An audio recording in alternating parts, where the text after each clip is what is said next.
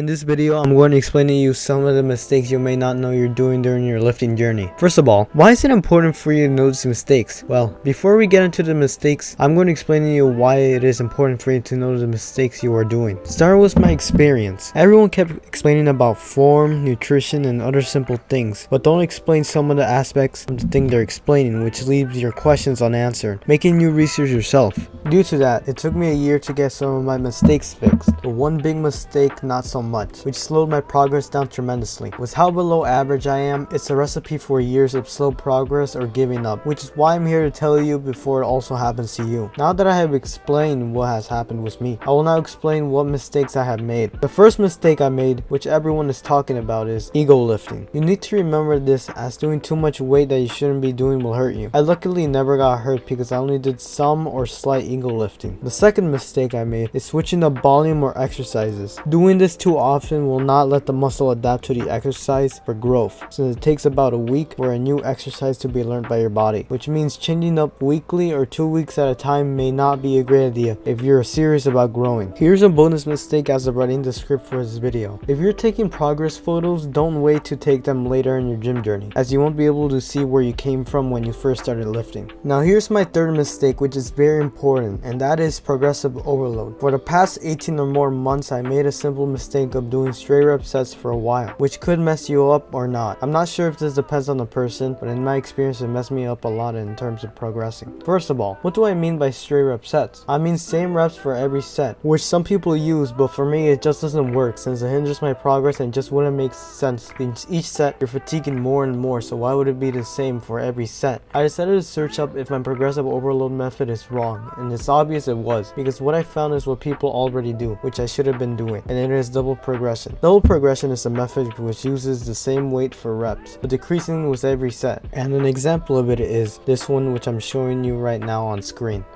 I recommend rep ranges of 6 to 10, 8 to 12, but if you want to try a different one, that's up to you. To start this, you would go test out your rep max on an exercise and go to failure. Now choose 1 or 2 reps less than your failure amount of reps and put that as your amount for your first set. Let's say you got 10 reps max. We would decrease that by 2 or 1 and put that as your first set, and decrease that by 1 for the next set after that, and so on, which would look like this for 3 sets. To progress in reps with this, you would want to increase in reps for each set 1 every session. Now what happens when your first set gets to the top of the rep range? I will be using 6 to 10 rep range for this example, but what would you do is leave it at 10 reps the next session for your first set, then increase the second set to 10, and then third. Once all 3 sets are 10 reps, you can increase the weight by 10 pounds for compounds and 5 for isolation exercises. And for shorter rep ranges of 6 to 8 or 10 to 12, just increase 5 pounds for compounds and 2.5 pounds for isolation exercises. A quick recap if I couldn't explain well enough. This is just an example of how this would work with 3 sets of bench press with 135 pounds. 135 by 8, 135 by 7, 135 by 6, then increase each set by 1 rep the next session.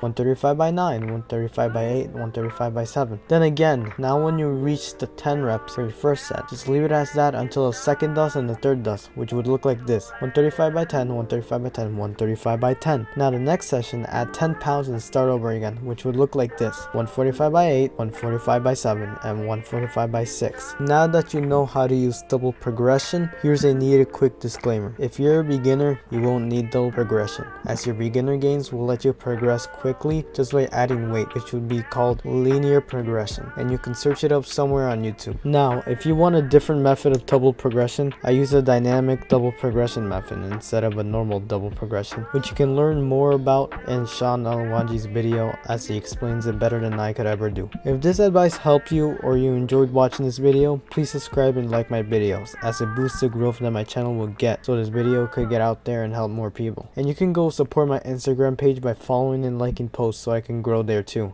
Thanks for watching.